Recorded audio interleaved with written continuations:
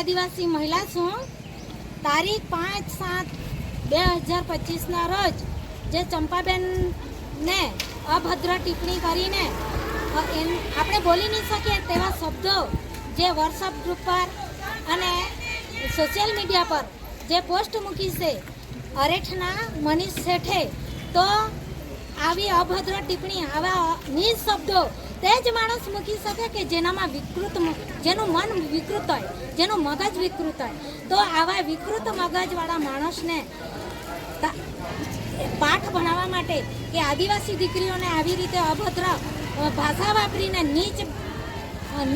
નીચા પાડવા માટે જે આ કૃત્ય થઈ રહ્યું છે, એના માટે આજે અમે આખી આદિવાસી મહિલા સંગઠનો ભેગા થઈને પ્રાંત સાહેબને અમે આવેદનપત્ર આપ્યું છે.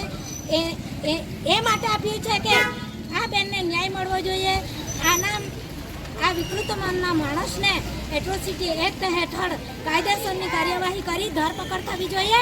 અને ધરપકડ જો ના થાય તો આગામી દિવસોમાં અમે એમના ઘરના ઘેરો ગાલીશું અને તાત્કાલિક અમને ન્યાય મળે એ માટે કાર્યવાહી થવી જોઈએ પોલીસ થ્રુ, એવી અમારી લાગણી અને માંગણી છે.